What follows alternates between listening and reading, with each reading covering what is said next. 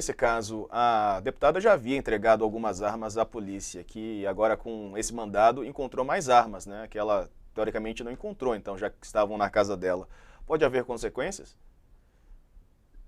Sim. Em primeiro lugar, a gente tem que observar que essa fala dela é mero diversionismo. Então, ela procura deslocar o foco.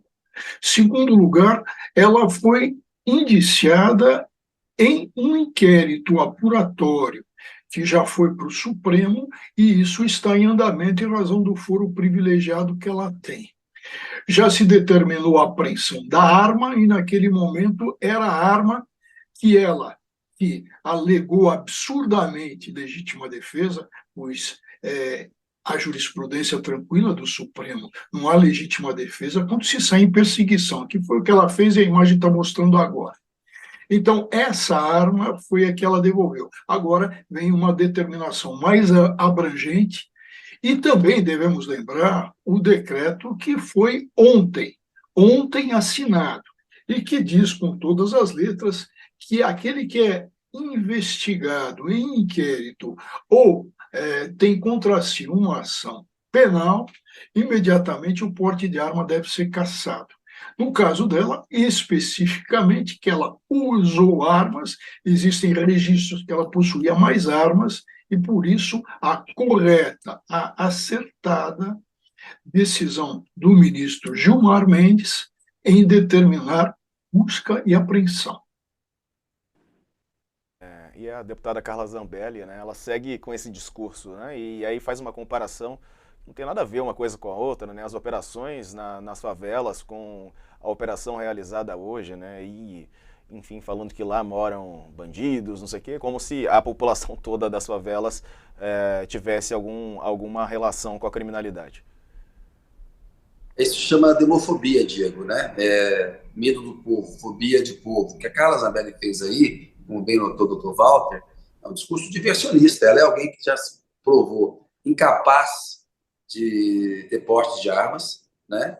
E posse e porte. Tem uma nova legislação que o Dr. Walter acabou de explicar, a decisão do Gilmar Mendes está totalmente amparada.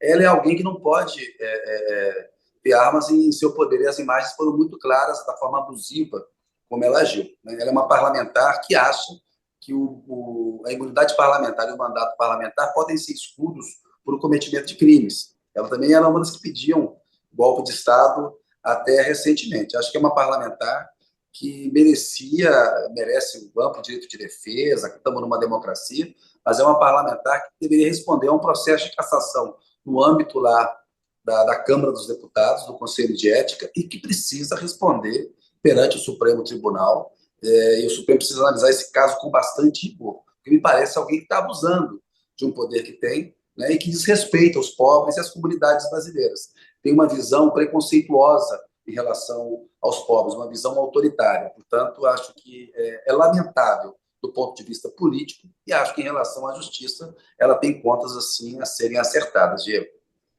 Doutor, e com essas novas medidas que estão sendo aí tomadas pelo novo governo, algumas revogadas em relação ao governo anterior, como é que fica essa questão, não é, em relação aos CACs? Porque me parece que houve uma facilitação tão grande, né, e agora há um movimento no sentido contrário. Só para, em cima do que você está bem observando, Diego, veja, um atirador, um colecionador, por decisão do Bolsonaro, por decreto do Bolsonaro, poderia comprar, adquirir até 15, atenção, 15 fuzis por mês. Então, isso foi tudo revogado. Atenção, o decreto é muito cuidadoso, porque suspende, por exemplo, até aqueles que querem fazer tiro-alvo e que, evidentemente, devem ir a um parque de diversões com uma espingardinha de rolha para tentar derrubar alguma prenda, mas não sair para ir num determinado lugar para ficar tirando. Houve o abuso, um abuso muito grande. Para se ter ideia, eu tenho aqui um dado com relação aos CACs. Nós temos o número deles, 673.818. Esse é um dado de julho do ano passado.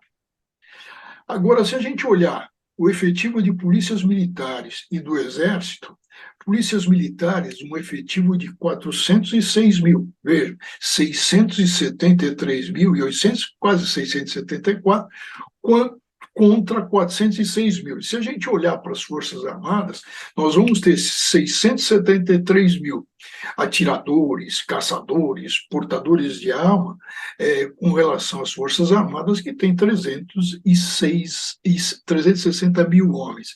Então, o que fica claro?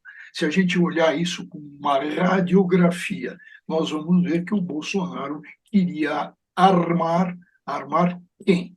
Atiradores em geral. E outro dado importante é a redução de munições, de compra de munições. Tem também vários outros pontos, por exemplo, os novos clubes de tiro, Diego, não podem ser abertos, como também novos CACs não podem se inscrever por um período de até 5 meses. Esse é um quadro, eu achei que a gente deveria ter ido mais além. Eu peço até depois que o Kennedy medite com relação a isso.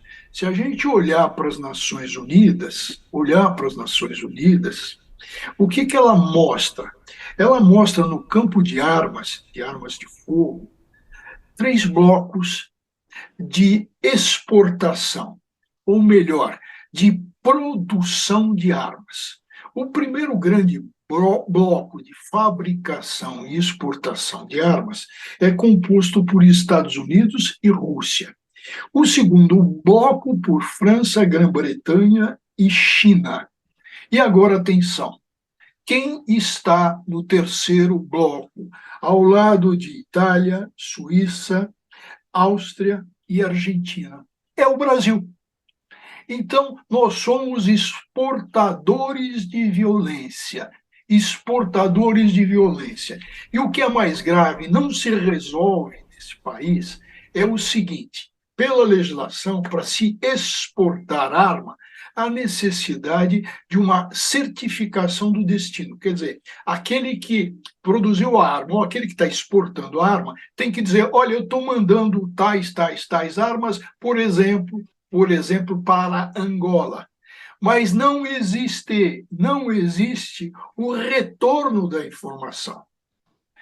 Essa norma, que é da ONU, é uma resolução que propõe que se indique o local para onde a arma vai, é de via única. Não existe o retorno. Fala: olha, eu sou autoridade, por exemplo, de Angola, recebemos pela carga do navio, tal. Não existe isso. Então, existe um grande furo. Um furo que favorece um mercado, Diego, não vai se assustar, que movimenta anualmente 290 bilhões de dólares. E um mercado que 35% cai na mão do crime organizado. Se a gente olhar o Brasil de Bolsonaro, esse que admite 15 fuzis por mês, vai verificar, e a polícia já chegou a isso, vai verificar o quê? Que grande parte disso vai parar nas mãos dos PCCs da vida. E ainda movimenta uma indústria bilionária, como o senhor destacou aí pra gente. Vamos falar um pouco sobre E a gente não pode, Diego, talvez eu tenha reduzido o alcance, falar em arma. Não há arma sem munição. Então, essa indústria de armas e munições.